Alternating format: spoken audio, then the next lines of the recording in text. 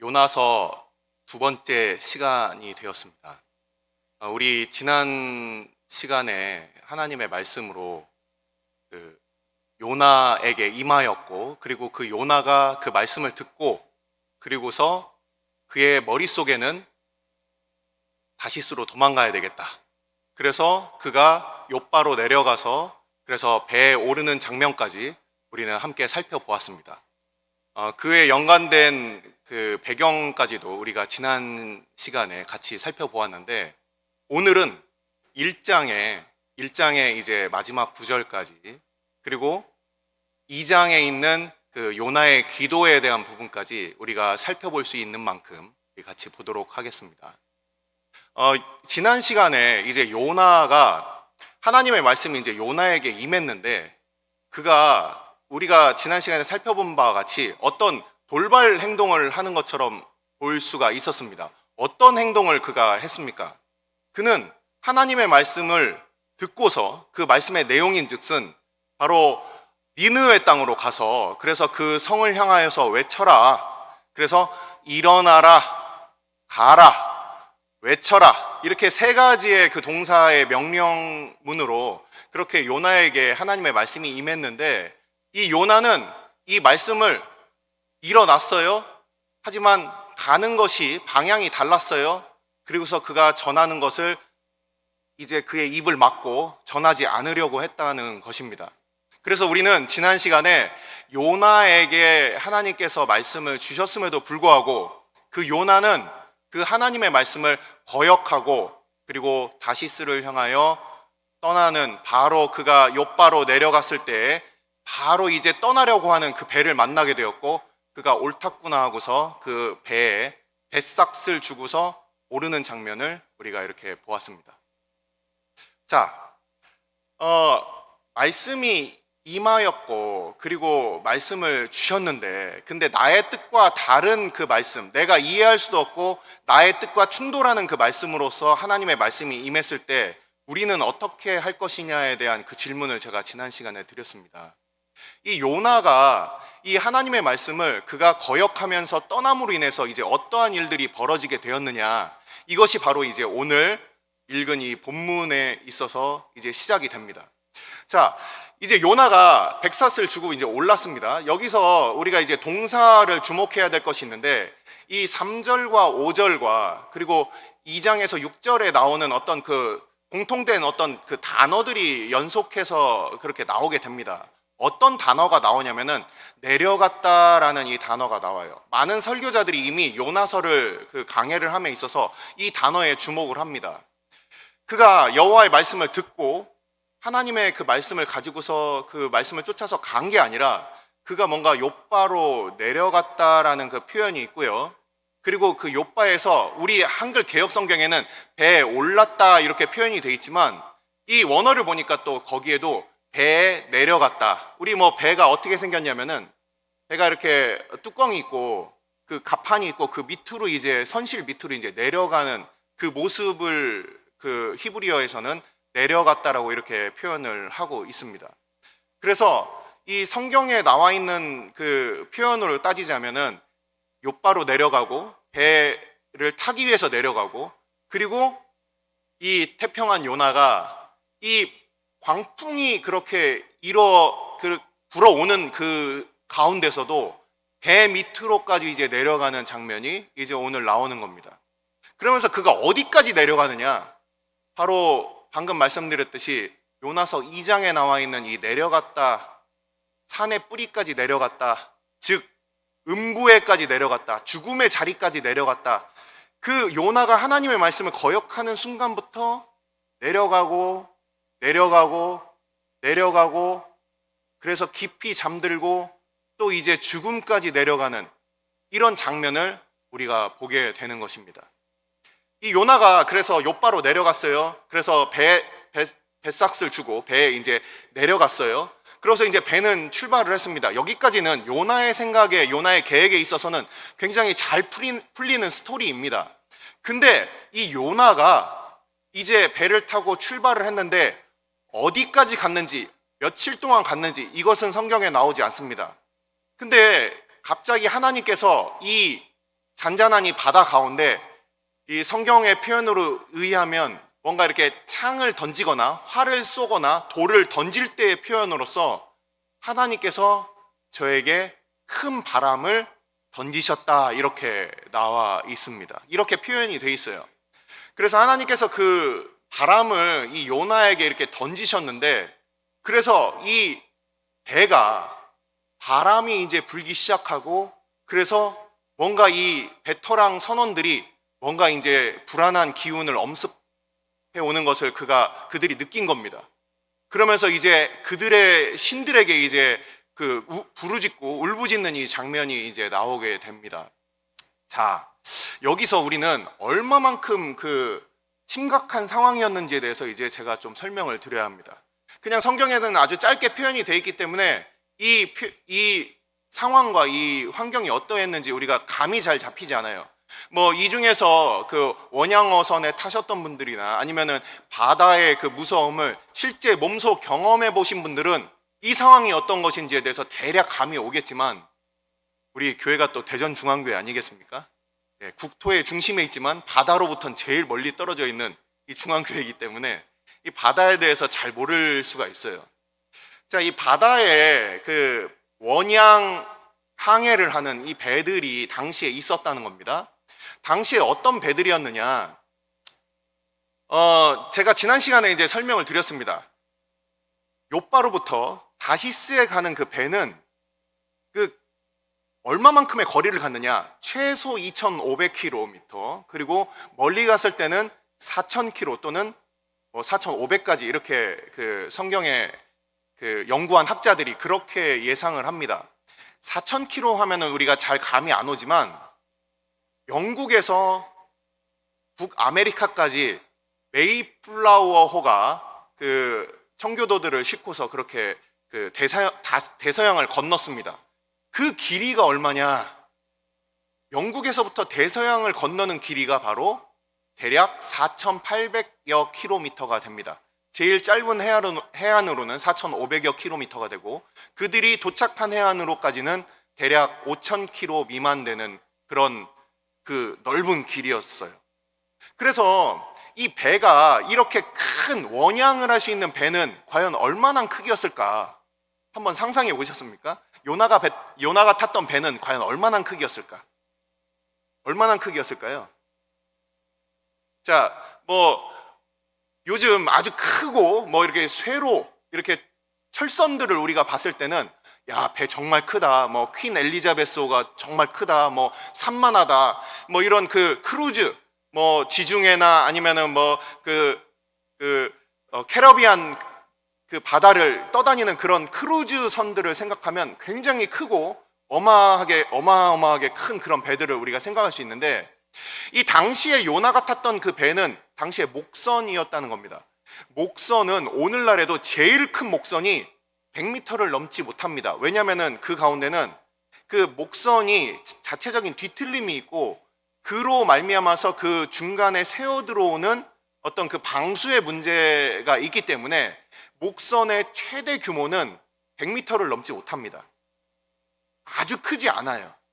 심지어 아까 말씀드렸던 영국에서부터 북아메리카 대륙까지 건너갔던 이 청교도들이 탔던 이 메이플라워호는 크기와 길이가 얼마나 됐느냐 했을 때, 메이플라워의 크기를 말씀을 드리자면, 폭이 약 8m, 그리고 길이가 대략 25에서 35m라고 이렇게 사람들이 추정을 합니다. 그러면 그 크기가 어느 정도가 되냐 했을 때, 지금 여러분들 지금 앉아 계신 우리 이 본당이 있지 않습니까? 이 본당에서 장의자 2개, 그리고 이 앞에 단에서부터 바로 중층 가운데층까지 쭉 가는 그 정도 길이, 지금 이 그냥 2줄석 정도면 우리가 대략적으로 알 수가 있을 것 같습니다. 이 피아노 바로 앞에서부터 저 뒤에 끝까지 해서 이 장의자 두 열을 가지고서 당시에 메이플라워가 이렇게 출발을 했던 거예요. 많이 크지 않죠? 그런 배가 아주 멀리까지 갑니다. 당시에 이제 항해술들은 기본적으로 이제 범선이었습니다. 그 사람의 인력으로서 그렇게 노를 저어서 갈 수 있는 그 거리는 분명히 한계가 있기 때문에 당시에 원양 항해를 하는 원항을 하는 그런 배들의 그 동력 수단은 대부분 이제 돛을 달아서 그들이 이제 쭉 가게 됩니다. 근데 이 배가 나무로 만들어져 있기 때문에, 그리고 돛을 달아서 그 배가 바람을 받아서 가는 구조였기 때문에 이 배가 감에 있어서 바람이 너무 세거나 아니면 파도가 넘실대고 그렇게 넘어오고 그리고 비가 많이 내리게 되면, 그러면 이 배가 그 바람을 견디지 못한다든지 아니면 비가 너무 오면은 그 작은 배가 다 견딜 수가 없는 겁니다. 그래서 이 선원들은 어떤 구성으로 돼 있느냐, 이 뒤쪽을 보면은 이 요나에게 물어봅니다. 너는 직업이 무엇이냐? 너는 민족이 무엇이냐? 너는 어느 나라 사람이냐? 너는 어느 곳으로부터 왔느냐? 이렇게 물어봅니다. 그래서 이 요나와 전혀 다른 이방인들 선원이었다는 것을 우리가 알 수가 있어요. 자, 배가 지금 이 정도 크기, 그 메이플라워 기준으로 이 정도 크기고, 당시에 요나서에 등장한 배는 얼마나 크기였는지 우리가 정확하게 알지 못하지만 이 배에 선원들이, 이방인 선원들이 탔고, 그리고 그 배는 이제 다시스를 향해서 이렇게 가게 되었는데, 그 다시스로 가는 배는 얼마나 자주 있었느냐, 이것을 보면은 우리가 열왕기상 9장을 보면은 거기에 이제 그 어떤 힌트가 있습니다. 열왕기상 9장을 보면은, 그러면은 솔로몬이 하나의 그 선단을 만들었습니다. 솔로몬이 선단을 만들어서, 그래서 그 선단을 3년에 한 차례씩 다시스로 가서 거기서 은과 금과 원숭이와 뭐 코끼리와 상아 이런 것들을, 이렇게 공작새 이런 것들을 이제 가득 실어왔다, 이렇게 나와 있습니다. 그래서 3년에 한 번씩 많이 그렇게 물물을 갖고 와서 그들이 그렇게 운행을 했던 겁니다. 그래서 요나가 욥바로 내려가서 다시스로 가는 배를 만난 것도 요나에게 있어서는 굉장한 행운이었고, 그게 자주 있는 배가 아니었기 때문에, 그리고 그 배는 굉장히 크고, 그리고 배터량 선원들이 있었기 때문에 그가 안심하고 탈 수 있었던 그런 배였다는 거예요. 근데 하나님께서 그 바람을 던지시니까 그 배가 이제 삐걱거리면서 다 무너지려고 하는 것입니다. 우리는 지금 불확실성의 그 시대를 살아가고 있어요. 우리 한 치 앞도 알 수 없고 우리가 내다볼 수 없는 그런 시대를 살고 있습니다. 당장 내일 어떤 일이 일어날지, 우리가 당장 5년 후, 10년 후에 어떤 일이 일어날지 몰라요. 그렇기 때문에 단단하고 크고 뭔가 우리를 안정적으로 우리의 목적지까지 그렇게 데려다 줄 뭔가 그런 것들을 우리가 찾습니다. 그런 것들을 만나면 굉장히 행운이구나, 굉장히 다행이구나, 이렇게 얘기를 합니다. 그렇지만 어느 날 갑자기 그렇게 다가온 그 폭풍 앞에서는 그 어떤 것도 맥을 못 추는 거예요. 심지어 그 배터량이었던 그 선원들마저도 이 짐을 바다에다 던진다, 이 얘기는 이미 끝장났다, 이런 의미가 되는 거예요. 살랑바람이 불거나 아니면 비가 조금 많이 내린다고 그 배터량 선원들이 짐을 다 바다로 던지겠습니까? 다 돈인데? 결코 그렇지 않아요. 그들에게 있어서 일생에 있어서 아주 절체절명의 위기가 찾아온 것입니다. 그들이 지금까지 겪어보지도 못했고 그들이 컨트롤할 수 없는 어떤 위기가 그 배에 찾아온 거예요. 그 배에 찾아온 그 위기 가운데 이 선원들이 자기들의 하나님을 부르면서 그렇게 자기의 생명을 다 그 자기들의 신에게 그렇게 의지하면서 그의 이름을 부르면서 자기들의 가지고 있는 모든 것들을 다 버리고 있습니다. 우리의 인생에 있어서 여기서 뭔가 우리는 하나의 깨닫는 점을 우리가 발견하게 됩니다. 평온합니다. 뭔가 잘 나가요. 햇볕이 따사롭고 그리고 바람도 잘 붑니다. 적당하고. 그러면 나의 어떤 목표를 향해서 내가 모든 것들을 바리바리 나의 배에 싣습니다. 그리고 그것을 가득 채워서 최대한 실을 수 있을 만큼 실어서, 그래서 우리는 인생의 항해를 하게 됩니다. 하지만 우리가 예상할 수도 없고 우리가 그것을 극복할 수도 없는 어떤 인생에 있어서 큰 바람이 한번 탁 불어서 그 배가 삐걱거리고 이제 다 부서지게 될 그 상황이 되면, 그럼 우리가 갖고 있는, 우리가 지금까지도 여전히 유지하기 위해서 끊임없이 노력하고 있는 그런 것들이 아무것도 아니라는 거예요. 다 바닷속에 집어 던져야 되는 그런 상황이 오게 됩니다. 이 짐들로 인해서, 그래서 내가 살아남는 것보다, 나의 생명이 유지되는 것보다 이것이 더 중요한가? 그렇지 않다는 거예요.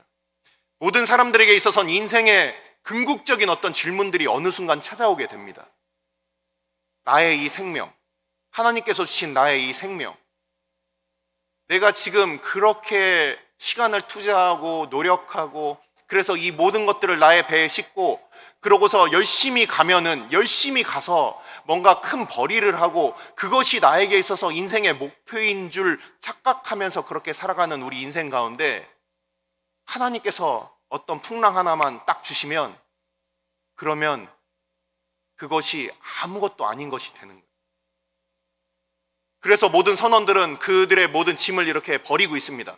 왜 그렇게 버렸습니까? 우리가 배를 이렇게 타보신 분들은 아실 거예요. 사람들이 타면 탈수록 이제 적재 중량이 이제 무거워지면서 배는 점점점 이제 가라앉으면서 그 부력이 이제 받쳐줄 수 있을 만큼 짐을 실을 수가 있게 되는 겁니다. 그리고 그 짐을 싣는 요령을 제가 잠깐 말씀을 드리겠습니다. 오늘 그 설교를 위해서 제가 예전에 있는 범선, 뭐 옛날 배 이런 것들도 이제 같이 찾아보면서 자료 조사를 했는데, 어떤 식으로 이제 짐을 싣게 되냐면, 배에는 어떤 그 파도가 있는 곳 가운데 우리가 배가 이렇게 출항을 해서 그래서 나갈 때 어떤 그 배의 움직임이 있어요. 그것을 이제 그 전문 용어로 이제 표현을 해드리자면, 배가, 우리 여러분들 타보셨을 겁니다. 배가 이렇게 가면은 배가 이렇게 좌우로 이렇게 기우뚱 하는 것이 있습니다. 이게 바로 롤링입니다. 롤링이라는 그 전문 용어를 씁니다. 그리고 뭐 여러분들 그 영화 같은 데를 보시면 파도를 이렇게 헤치면서 막 이렇게 배가 이렇게 파도를 막 깨부수면서 이렇게 막 위로 아래로 이렇게 흔들리면서 가는 것을 보셨을 겁니다. 이것을 우리가 피칭이라고 합니다. 피칭. 배가 이렇게 앞뒤로 흔들리는 것. 피칭이라고 합니다. 그리고 배가 방향을 트는 것을 우리가 요팅이라고 합니다. 그래서 배가 이 롤링이 너무 심하게 되면은, 그러면은 이 배 위에 탄 사람들은 굉장히 힘들어요. 너무 배가 막 심하게 빠르게 움직이니까 그 위에서 멀미를 하고 구토를 하게 됩니다. 근데 이게 서로 굉장히 상호 보완적인 그런 움직임인데, 배 밑에다가 무거운 것을 당시에는 실었습니다. 배 밑에 무거운 것들, 값진 것들, 이런 것들을 이제 뭐 이렇게 싣게 되면은, 그러면은 이 배 밑이 무거워지면서, 여러분들이 뭐 줄타기 같은 거 하는 사람을 이렇게 보셨을 거예요. 팔 위가 이렇게 움직여도 그래도 다리는 줄에 딱 맞붙어져 있어가지고서 그가 줄에서 떨어지지 않는 것처럼, 이 배 밑에는 이 무거운 것들을 이제 넣고 그리고서 이 배가 이제 가게 되는데, 그러면은 배가 굉장히 안정적이게 됩니다. 이것을 복원성이라고 하는데, 배가 파도나 바람에 의해서 옆으로 심하게 기울어지더라도 배 밑부분에 무거운 것이 있으면 다시 복원되는 이 능력이 있습니다. 그래서 배 밑에다가 이제 무거운 것들을 넣어놓은 거예요. 그러고서 이제 배 위에 있는 것부터 이제 막 버리기 시작을 하는 겁니다. 바로 그러한 시점에 오늘 본문을 보면 이제 요나가 웬일인지 배 밑으로 이제 내려가서 그가 깊은 잠을 청하게 됩니다. 참 태평하죠. 이 중에서도 많은 분들이 나는 머리만 닿으면은 자, 이렇게 지금 설교 시간에 지금 집에서 주무시는 분은 안 계시길 바랍니다. 우리가 많은 사람들이 뭐 그냥 태평하게 이렇게 잠을 잔다, 뭐 이렇게 풍랑 가운데 어떻게 요나가 잠을 잘 수 있었냐, 뭐 예수님도 마찬가지요. 그 풍랑이 치는 데서 예수님이 주무셨다, 그러니까 이게 말이 되냐, 이렇게 생각할 수 있는데, 방금 말씀드렸듯이 이 배가 롤링을 할 때 배 밑부분, 배의 가장 깊은 부분은 움직이지 않습니다. 아주 움직이더라도 아주 적은 각도로만 그렇게 움직이게 되는 거예요. 그래서 요나는 배 밑에 들어가서 그가 잠을 청하게 되는 겁니다. 이 모든 것들 다 나는 안 보련다 하고서 그가 배 밑으로 내려가서 그가 그렇게 잠을 자게 되는 거예요. 자, 여기서 이제 벳사공들의 그 선장이 이제 등장을 하게 됩니다. 자, 벳사공의 선원들의 그 선장이 이제 막 짐을 막 버리고 있어요. 버리고 있는데 이제 위에 있는 짐들을 다 버렸어요. 근데 여전히 파도는 그 배 위로 막 이렇게 쳐 올라옵니다. 그러니까 배의 갑판 위로 막 파도가 쳐 올라오고 물이 들어오게 되니까 야, 이러다 가라앉겠다. 더 버려야 되겠다. 이렇게 되는 거예요. 그러다 보니까 이제 무거운 것을 실었던 그 밑에 배의 맨 밑바닥까지 와서 그 물건을 버리러 딱 내려온 거예요. 그랬더니 요나가 자고 있는 겁니다. 아니, 이 사람이 도대체 지금 우리는 지금 죽기 직전이라 지금 이제 죽게 되어서 이 긴급한 상황에 우리는 다 물건을 내버리는 이런 상황인데 도대체 이 사람 뭐 하는 거야? 이러면서 물론 이 사람 선언은 아니지. 그러니까 뭐 일은 시킬 수 없지만 이 사람에게 이제 뭔가 이 곤란한 상황 가운데 이 사람한테 뭔가를 시켜야 되겠다. 일어나시오. 구하시오. 기도하시오. 당신의 신에게 기도하시오. 혹시라도 당신의 신이 우리를 긍휼히 여겨서 우리를 구원하실지 모르지 않소 하고서 나오는 장면이 바로 이 선장이 요나를 깨우는 장면인 것입니다. 우리 지난달 그 첫 시간에 여러분들이 들으셨던 장면을 그 구절을 여러분들 기억하실 겁니다. 제가 앞에서 쿰 이렇게 말씀을 드렸어요. 쿰이라는 그 단어가 일어나라 이런 뜻이라고 되어 있습니다. 이 선장이 자고 있는 이 요나에게 이렇게 말하는 거예요. 쿰, 일어나라. 하나님께서 그에게 일어나서 가서 외치라라고 했는데 그 모든 하나님의 말씀을 뒤로 하고 이제 배의 그 밑바닥에 와서 이제 깊은 잠이 들어버린 그 요나에게 이 선장이 이렇게 얘기를 하는 거예요. 일어나라. 기도해라.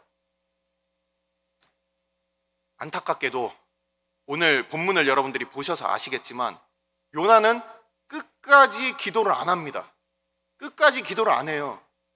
그리고 나서 바로 2장 1절, 히브리어 성경으로는 2장 2절로 되어 있는데 히브리어 성경은 1장 맨 마지막 절이 2장 1절로 그렇게 포함이 되어 있습니다. 그 2장 1절에서 그 요나가 이제 기도를 하게 되는데 그때 비로소 요나가 기도를 하게 됩니다. 요나가 어떻게 기도하게 되었는지 그것은 이따가 말씀을 드리도록 하겠습니다. 자, 우리 지난번에 말씀드렸듯이 마치 이런 상황이라고 말씀을 드렸어요. 제가 이제 재밌다, 블랙 코미디다 이렇게 말씀을 드린 이유가 요나는 분명히 하나님의 그 백성인 히브리 사람, 자기가 자기 입으로 얘기를 하고 있습니다. 여호와 하나님을 섬기는 히브리 사람이고 그리고 그는 하나님의 말씀을 전하는 선지자였고 그리고 하나님으로부터 실제 그 사역을 감당했던 자기 혼자만의 혼자 나는 선지자야 이렇게 했던 것이 아니라 실제 우리가 그 말씀을 읽어본 바와 같이 열왕기하 14장의 말씀과 같이 북이스라엘의 회복까지도 그가 말씀을 전했고 그것이 실제 이루어졌던 하나님의 선지자였어요. 그래서 마치 선교지에서 선교사가 마음이 낙담해서 그래서 이제 더 이상 하나님 앞에 기도하지 못하고 낙담해서 그렇게 무너져 있을 때 갓 믿는 또는 믿지 않는 선교지 백성이 그 선교사를 보고서 선교사님 일어나세요, 기도하세요 이렇게 얘기하는 것과 같은 상황이라고 제가 말씀을 드렸어요. 기도란 무엇이냐? 우리 예전에 청년부 출신의 한 형제가 이렇게 얘기를 했습니다. 기도란 뭐냐? 하나님과의 대화다. 하나님 앞에 구하는 것이다. 복조 없는 찬송이다. 이런 얘기를 했지만 기도란 무엇이냐? 기도는 하는 거다. 기도는 하는 거다. 그래서 기도를 안 하고 있는 이 요나 선지자에게 이 믿지 않는 이 이방인 선장이 그에게 이렇게 얘기를 하고 있는 거예요. 쿰, 케라. 케라라는 말이 어떤 동사냐면은 이게 부르다라는 뜻이에요. 부르다. 자, 여기서 우리가 어떤 사람을 이렇게 이름을 불러서 그를 뭐 이렇게 부를 때 그냥 내가 말을 안 하고 입을 가린 상태로 속으로만 이렇게 생각만 하고 있으면 누가 나한테 뛰어올 수가 있겠습니까? 뛰어올 수가 없죠. 이 케라라는 이 단어가 이 명령어인데 이게 소리를 내서 누군가를 부르는 바로 그 얘기를 하는 거예요. 실제 우리가 기도의 자리에 가보면 왜 그렇게 우리가 하나님 앞에 부르짖는 것이 어려운지, 나의 생각과 나의 계획과 이제는 다른 모습의 하나님이 실망이 된 건지, 아니면 정말 믿음이 사라져버린 것인지, 하나님 앞에 이제 더 이상 부르짖지 않는 그런 시대가 되어버린 것 같습니다.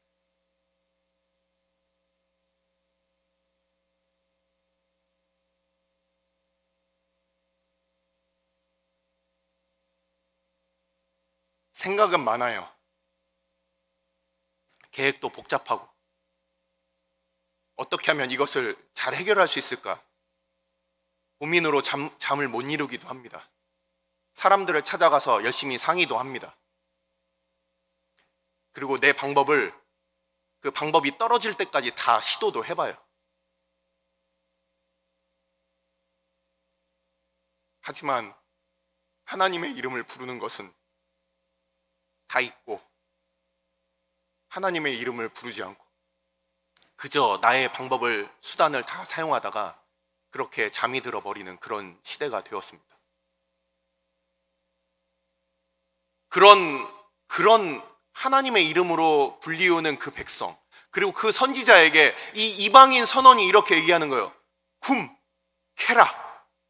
뭐 오늘날 지금 우리의 그 한국말로 이게 뭐 아재 개그처럼 말씀드릴 수 있는 게 뭐 꿈 깨라 뭐 이렇게 얘기할 수 있는 것처럼 굼, 캐라 이 말을 통해서 일어나라, 잠자지 말고 일어나라, 시험에 들지 않도록 깨어서 기도해라. 하나님의 말씀이 이방인 선언을 통해서 이 하나님의 말씀을 그렇게 떠났던 이 선지자에게 오늘 들리고 있는 거예요. 그에게 이 이방인 선언이 이렇게 얘기를 하고 있어요. 일어나라, 하나님의 이름을 불러라, 기도해라. 이런 상황 가운데 이제 요나는 갑판으로 이제 데려온 것 같습니다. 그가 이제 잠자는 자리에서 이제 깨어났어요. 그들 가운데 이제 그들 가운데 이제 그 제비를 뽑게 됩니다. 어떤 제비를 뽑게 되었느냐? 어떤 사람이 이제 서로에게 물어보는 거예요. 우리가 지금 이렇게 환난을 당하고 있는데 도대체 이 일이 어디서부터 왔냐? 누구 때문이냐? 우리 한번 그 이유를 한번 밝혀보자. 이 선원들은 당시에 뭐 여러분들 아시겠지만 우리 뭐 경남 지역 또는 전남 지역의 어떤 이렇게 바닷가 지역에 있는 분들이 굉장히 복음화율이 낮다라는 그 통계를 우리가 익히 알고 있습니다. 어떤 바닷가 지역에는요, 뭐 풍어제도 있고요. 그리고 뭐 어떤 그 바다에 대하여서 뭐 우리 잘 알고 있는 심청전만 하더라도 바다에 그렇게 배를 가지고서 다니는 그런 선원들은 굉장히 날씨에 민감합니다. 그래서 그들에게 있어서는 미신도 많고요. 왜 그러냐? 아무리 배를 잘 준비를 하고 그들이 뭐 체력적으로나 이 모든 것들을 다 비축하고 날씨를 보고 그렇게 출발을 해도 불가항력적인 어떤 문제를 꼭 만나게 된다는 거예요. 그래서 이 선원들이나 아니면은 뭐 승부에 임하는 어떤 운동 경기를 하는 그런 선수들은 자기의 노력 이상의 무엇인가가 자기의 인생 가운데 있다라는 걸 알아요. 지금 우리는 이 불안정적이고 불확정적인 이 시대 가운데 살면서 도시를 건축합니다. 그 안에서 뭔가 1년 사시사철 물이 쏟아져 나옵니다. 먹을 게 그렇게 편의점이나 아니면은 뭐 마트에 얼마든지 쌓여 있습니다. 이런 것들을 손쉽게 우리가 구할 수 있으니까 어느 순간부터 우리는 그것을 안정적인 것으로 우리가 생각을 하게 돼요. 그래서 그것을 의지하게 됩니다. 어떤 안정적이고 풍요로운 어떤 그런 상태와 환경들을 우리가 그렇게 의지를 하게 되는 거예요. 그러다 보니까 하나님은 굉장히 내가 원할 때 쉽게 찾았을 수 있는 그런 분이 아니시고 하나님 뜻대로 그 일들을 행하시니까 뭐 하나님보다는 내가 뭔가 안정적인 것들을 이제 찾는 그런 시대가 되는 겁니다. 그래서 이제 모든 우리가 손쉽게 찾고 우리를 안정적으로 해줄 수 있는 뭐 보험도 듭니다. 아니면은 뭐 뭔가 이제 건강식품도 먹습니다. 그리고 편안하고 안락한 집에 삽니다. 그러면서 또 뭐 자동차 별 5개짜리 안전 등급을 받은 그런 차들도 탑니다. 그러면서 뭔가 그 안에서 안정성을 이렇게 누리게 되는 거예요. 그래서 우리는 뭐 연금이 있습니다, 또는 뭐 보험이 있습니다, 이런 것들로 이 불안정하고 불확정적인 이런 시대 가운데서 뭔가 내가 마음을 두고 안정을 둘 수 있는 것들을 이렇게 찾게 되는 거예요. 근데 이 선원들은 어떤 사람들이냐? 이 선원들은 뭐 우스갯소리로 뭐 그 어떤 사람들은, 어떤 운동선수들은 경기 전에 속옷도 안 갈아입는다, 뭐 이런 얘기들이 뭐 우스갯소리로 우리가 많이 들어봤을 거예요. 이 선원들이 굉장히 그런 것에 민감합니다. 왜냐하면 인간의 역량 이상의 무엇인가가 인생에 그 영향을 미친다는 것을 그들이 알고 있기 때문에 그런 거예요. 그래서 이 선원들은 이 무엇인가 우리가 이렇게 잘 준비하고 이렇게 가지만 뭔가 우리 가운데 돌아봐야 될 문제가 있는 것 같다, 이것을 그들이 스스로 깨달은 거예요. 그래서 그들이 서로에게 이제 묻습니다. 이 일들이 어디서 왔을까? 우리가 한번 이 제비를 뽑아보자. 당시에 제비는 어떤 이유였느냐? 그 의미는 무엇이냐?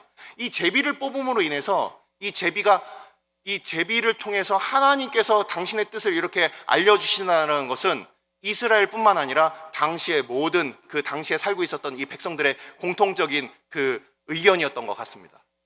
그래서 성경에서는 분명히 밝히 말씀을 하고 있지만 제비 뽑는 것이 강한 자들 가운데 다툼을 멈추게 한다든지, 그리고 제비 뽑는 것이 하나님께 있어서 하나님께서 당신의 뜻을 그 나타내실 때 그 제비를 뽑는다는 것을 우리는 알고 있습니다.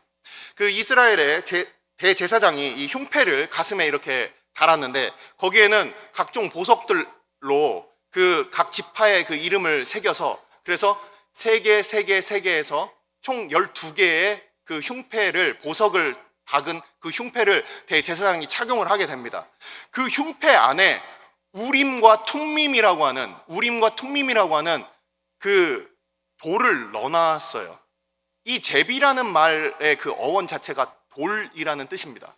그래서 당시에는 돌을 던지거나 돌을 뽑거나 하는 그런 방식으로 당시에는 제비를 뽑았다고 합니다. 정확한 제비를 뽑는 방식이 하나님의 그 선지자가 뽑는 방식도 그렇고 요나서에 나오는 방식도 정확하게 우리가 알 수는 없어요. 하지만 그냥 추측을 해보는 겁니다. 우림과 툼밈이라는 경우는 예스 또는 노의 그 뜻을 가지고 있습니다. 우림은 그 히브리어 알파벳의 맨 처음이었던 알레프, 그리고 툼밈은 맨 마지막 글자인 타우가 새겨져 있는 아마 돌이었을 것 같습니다. 이게 예스 또는 노의 뜻을 갖게 되는 거예요. 그래서 그 돌을 안에다 넣어놓고 이제 안에서 돌을 하나를 딱 뽑았을 때, 아, 하나님께서 예스로 대답하시는구나, 노로 대답하시는구나, 이것을 우리가 알게 되는 거라고 생각을 합니다.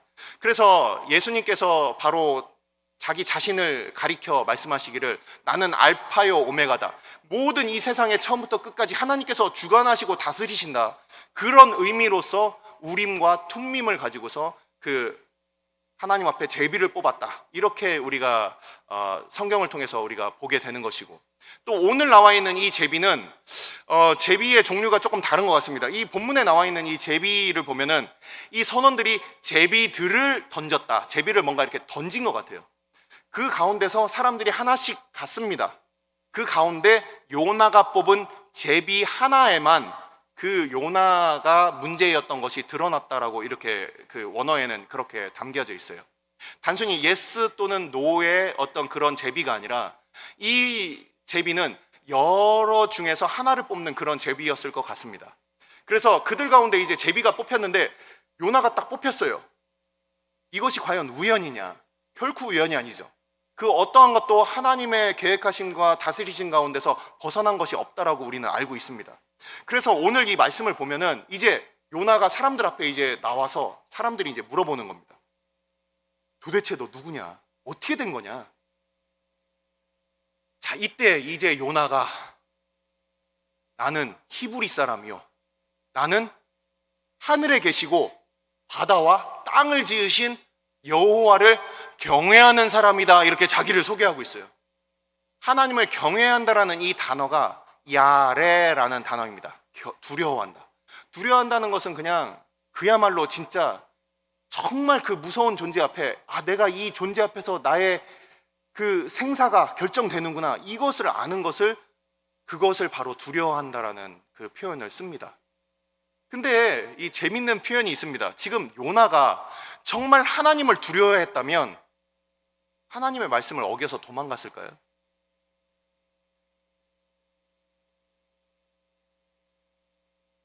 하나님의 말씀을 전하는 우리 설교자들이 하나님의 말씀을 두려워한다면 우리가 어떻게 살아야 될까요? 하나님의 말씀을 전하고 있는 주의 백성들이 하나님을 두려워한다면 어떻게 살아야 할까요? 그의 말과 삶이 전혀 다른 삶이었다는 것. 말과 삶이 너무나도 멀리 떨어져 있었어요. 사람들 앞에서는 면피할 수 있습니다. 사람들 앞에서는 자기가 마치 그런 척 할 수 있어요.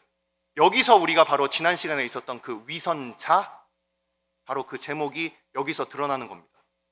사람들 앞에서는 우리가 거룩한 척 할 수 있습니다. 우리가 사람들 앞에서는 착한 척 할 수 있어요. 우리가 사람들 앞에서는 배려하는 척 할 수 있어요. 하지만 우리의 마음 중심이 하나님의 말씀을 쫓아서 살지 못할 때 그것은 바로 이 선지자에 보여주는 이 모습과 같습니다. 이 선지자는 하나님을 자기는 두려워하는 사람이라고 이렇게 자기를 소개하고 있지만 실제는 하나님의 말씀을 어기고서 그가 떠났어요. 하지만 이 백성들 한번 보십시오. 이 선원들 한번 보십시오. 이 요나가 자기가 하나님의 낯을 피하여서 도망하였다는 그것을 이 선원들에게 일의 자초지종을 다 얘기를 하니까 이 선원들이 2번을 놀랍니다. 성경 표현으로 놀라고 놀랐다. 그래서 우리 성경 표현에서는 크게 놀랐다 이렇게 돼 있어요. 크게 두려워했다 이렇게 돼 있습니다. 이 크게 두려워했다라는 얘기가 요나를 바다에 빠뜨리고 나서도 이 선원들이 야 빠졌네, 이제 잠잠해졌네 이렇게 하는 게 아니라 이들이 다시 한번 하나님 앞에 두려워하고 또 두려워하는 이 마음을 갖게 됩니다. 그러고서 하나님 앞에 이제 서원 제물을 드리는 장면이 오늘 1장의 마지막 부분에 나옵니다. 자, 한번 보십시오. 요나는 하나님을 두려워한다고 입술로는 얘기하지만 그의 삶은 하나님을 전혀 두려워하지 않고 있어요. 하지만 이 선원들은 하나님을 믿지 않는 이방인들인데 그들은 무언가 그 멀리 떨어져 있는 하나님에 대한 그 신적인 경외심을 갖고 있는 거예요. 우리는 어쩌면 값싼 그 싸구려 은혜에 그렇게 물들어서 그래서 우리는 하나님을 두려워하는 마음보다는 그래 예수님은 우리의 친구, 어렸을 때부터 그냥 주일학교에서 들은 얘기들이 그냥 그런 얘기들이니까 하나님을 두려워하고 하나님을 사랑하는 것이 참된 종교의 마음이라고 칼빈이 그렇게 얘기를 했지만 어쩌면 한 곳에만 그렇게 치우쳐져서 하나님의 사랑을 압니다. 그 은혜를 압니다. 하지만 하나님을 두려워하는 마음은 없어진 지 오래. 그래서 우리 자녀들에게도 그렇게 가르치지 않아요. 그래서 예배 시간에 눈 뜨고 돌아다니고 그러고서 열심히 놉니다. 그래 얘네들이 뭘 알겠어. 그래 열심히 그냥 그렇게 착하게 살게 그냥 하자. 기쁘게 살게 하자. 그렇게 얘기하는 그런 대제사장 엘리야와 같은 그런 모습으로 우리가 혹시 살고 있지는 않은지. 이 수많은 선원들은 오히려 하나님을 두려워하고 있어요. 근데 이 요나는 어쩌면 하나님의 사랑을 알았을까요? 그 은혜를 알았을까요? 너무 잘 알았을까요? 그러다 보니까 그는 하나님을 두려워하는 것들은 자기의 생각보다 하나님의 말씀이 더 앞서 나가지 못하고 하나님의 말씀이 내 생각과 전혀 다르니까 그는 그 말씀으로부터 회피하고 있는 겁니다. 소위 잠수를 타고 있는 거예요. 자, 오늘 시간이 지금 온라인이기 때문에 제가 이렇게 조금 길게 하게 되었는데 조금만 더 쓰도록 하겠습니다. 자, 이 요나가 이제 그 말씀을 듣지 않고 그러고서 그는 배에 누워가지고 이제 잠을 자고 그리고 하나님께 끝까지 부르짖지 않으면서 이 자초지종을 이제 다 얘기를 했는데 이 선원들의 태도를 한번 보십시오. 그러면은 참 신기합니다. 우리는 뭔가 너 그래 죄 졌어. 내가 스스로 판단을 합니다. 그래 앗수로 니네들은 망해야 될 나라야. 니네들은 망하는 게 맞아. 그게 정당해. 그게 정의야. 이렇게 얘기를 하고 요나는 하나님의 말씀이 전달돼서 혹시라도 그들이 회개하고 돌아올까 봐 그가 하나님의 말씀으로부터 정반대로 도망갔다라고 우리가 지난 시간에 살펴보았습니다. 이 요나는 이 아수르에 대해서 그렇게 이미 자기의 생각 가운데 판단을 내렸어요. 그래, 이 하나님을 알지 못하는 이 이방인들은 다 죽어버리는 게 맞아. 특히나 우리 북이스라엘을 공격했던 이 아수르는 다 멸망하는 게 맞아. 이렇게 생각하고 정말 죽음이 무엇인지 멸망이 무엇인지도 잘 모르는 채 그냥 그들에게는 그것이 임하여도 된다라고 이렇게 생각을 한 거예요. 근데 이 선원들의 태도를 보십시오. 야, 너 하나님 앞에 그렇게 죄를 졌어? 이놈 던져버려야 되겠네. 이렇게 하지 않아요. 어떻게 합니까? 그들이 요나를 살려보려고 그들이 열심히 노를 젓고 있습니다. 그래서 어떻게든지 무트로 그 배를 한번 옮겨보려고 그들의 최선을 다하고 있는 거예요. 어쩌면 우리는 그렇게 먼저 은혜를 받은 사람이라는 그 뭔가 먼저 우리가 이 은혜를 선점했다는 이 의식이 언젠가부터 자기 공로가 됩니다. 언젠가부터 이것이 나의 공로가 되어버린 그 순간부터 하나님의 은혜는 다른 사람에게는 임하지 않을 거라고 생각하게 되는 거예요. 그래서 먼저 그 은혜의 그 자리에 올라온 우리들이 그 은혜의 사다리를 뻥 차버립니다. 다른 사람들 못 올라오게. 그러고 있는 거예요. 그래서 이 선원들은 오히려 이 요나를 그렇게 살리기 위해서 그들이 열심히 노를 졌습니다. 그리고서 그를 살리기 위해서 그가 열심히 하지만 바람이 더 많이 불었어요. 그들 위에 이렇게 왔다라고 이렇게 뭐 걸어 다녔다 이런 표현을 성경에서는 쓰고 있어요. 그 파도가 너무나도 쳐서 이제는 배가 침몰하게 될 때까지 되니까 그제서야 그 선원들이 이제 하나님 앞에 부르짖습니다. 이전에는 이 선원들이 엘로힘이라는 그냥 신들이라는 그런 표현을 썼어요. 근데 요나를 아이러니하게도 요나를 통해서 소개받은 그 여호와의 이름을 이제 부르기 시작합니다. 여호와여, 우리의 이 핏값을 우리에게 돌리지 마십시오. 하나님께서 하늘에 계시지만 이게 다 하나님의 섭리 가운데 이루어지는 일이기 때문에 우리가 이것을 원해서 이 사람에게 이 죽음을 우리가 이 사람을 던져서 우리가 그저 이것을 모면하라고 이 사람을 생명을 그냥 해치는 것이 아니니까 하나님, 여호와 하나님께서 그것을 하감하시옵소서. 이렇게 얘기를 하고 있어요. 그래서 이 요나서 1장을 보면 하나님의 백성이라고 하는 이 요나는 전혀 하나님의 성품과 상관없는 그런 행동과 삶을 살고 있고, 오히려 이 이방인이라는 요나의 입장에서는 다 버림받고 멸망받아도 싸고 그들에게 뭐 굳이 적극적으로 복음을 전해야 되겠느냐 이렇게 생각했던 이 이방인은 오히려 자기의 목숨을 살리기 위해서 끝까지 노력하고 있다라는 겁니다. 이 가운데서 우리는 하나의 그 씁쓸한 미소를 지을 수밖에 없습니다. 도대체 하나님을 믿는다는 것은 무엇인가? 어찌하여 오늘날에도 우리 소위 믿는 것들 때문에 이 세상은 이 세상은 위로받지 못하고, 그리고 교회의 실수와 실패를 통해서 오히려 조롱하고 조소하게 되었는가?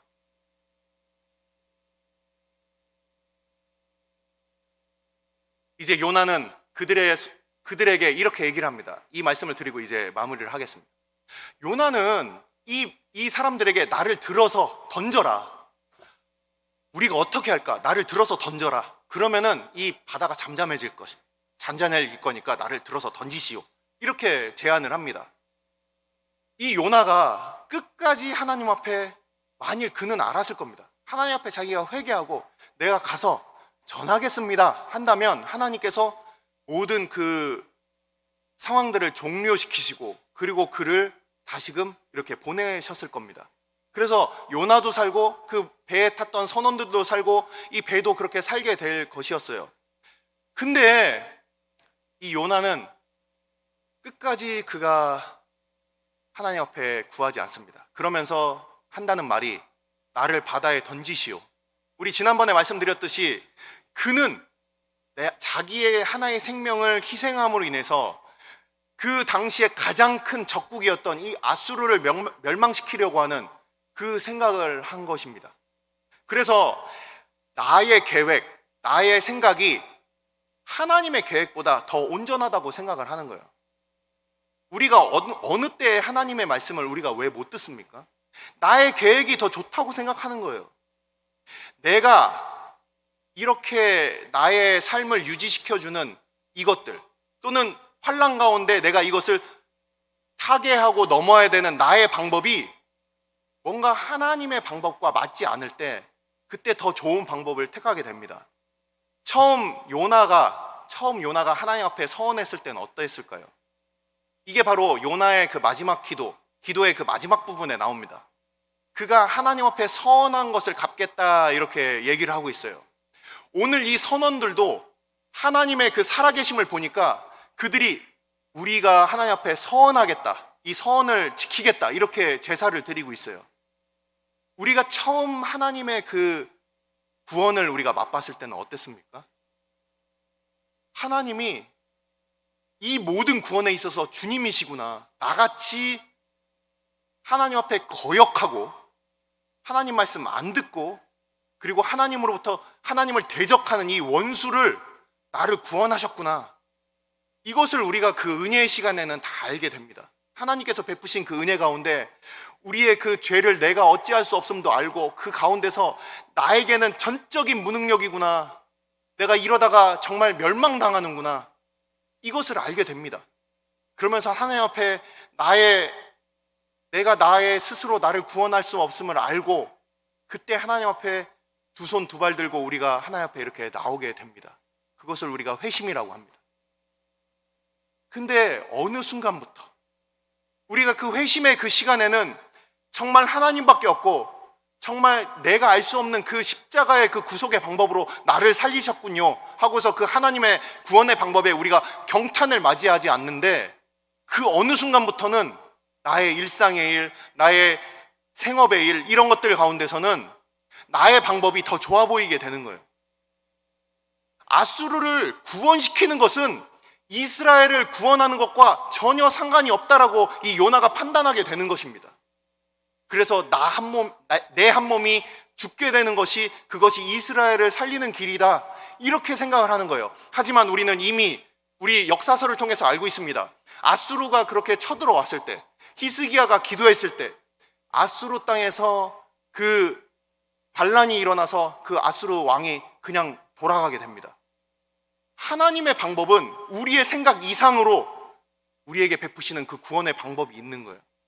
근데 이 요나는 자기의 생각과 자기의 방법이 하나님의 방법보다 더 앞서 나가는 거예요.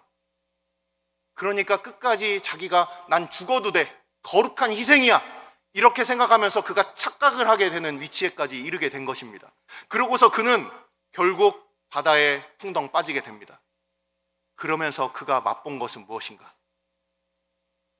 우리 오늘 제목처럼, 오늘 제목에 무엇이라고 되어 있습니까? 물고기. 실제 이제 성경에서는 물고기 뱃속에서, 스올의 뱃속에서, 이렇게 표현을 하고 있어요. 물고기, 스올, 죽음, 이렇게 제목을 제가 적어 놓았습니다. 물고기라는 것은 무엇이냐? 물고기에 사흘이 있었다는 것은 무엇이냐? 이것이 바로 예수님께서 마태복음 12장에서 인자의 표적을, 그렇게 표적을 구하는 그 유대인들에게 내가 보여줄 표적은 요나의 표적밖에 없다 하면서, 요나가 물고기 뱃속에서 사흘 동안 그렇게 머물렀던 것처럼 인자도 땅속에서 사흘 동안 있어야 될 것이다 하면서 그 땅속, 스올, 죽음, 음부, 이것이 무엇이냐? 이 뜻이 무엇이냐? 요나가 왜 하나님 앞에 이렇게 갑자기 돌이키면서 그에게 기도하게 되었느냐? 이 내용들을 오늘 소개만 하고 다음 시간에 같이 이어서 보도록 하겠습니다. 기도하겠습니다.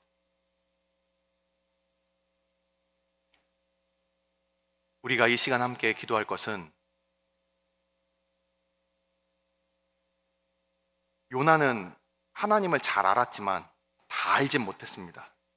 시편 139편 7절과 8절, 9절, 10절에는 이렇게 되어 있어요. 내가 주의 영을 떠나 어디로 가며 주의 앞에서 어디로 피하리이까?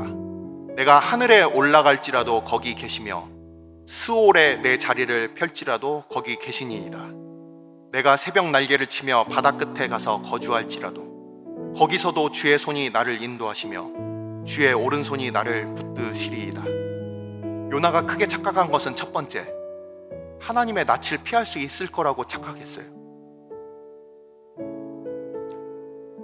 그가 착각하지 않았더라도 고집을 부리고 있었습니다. 하나님의 뜻과 나의 뜻이 맞지 않을 때 우리는 어떻습니까? 하나님의 낯을 피하거나 아니면 고집을 부릴 겁니다. 이거 하고 싶어요. 이거 하면 안 되겠어요. 하지만 하나님 입장에서 우리가 생각해 봅시다. 그냥 요나는 있고 그냥 새로운 선지자 하나 새로 불러서 그를 보내는 게 제일 쉽지 않았을까요? 근데 하나님께서는 굳이 풍랑을 바다 가운데 보내시고 물고기를 준비시켜 놓으시고 하나님을 거역하는 그 백성이 하나님 앞에 돌아오도록 그렇게 기다리고 계시는 거예요. 요나가 전한 메시지가 아니었습니다. 요나 자체가 하나님의 은혜의 메시지였어요. 이렇게 나는 나의 백성을 포기하지 않는다.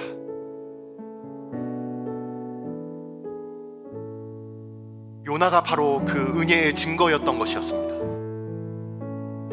우리가 그 은혜를 알았던 주의 백성들인데,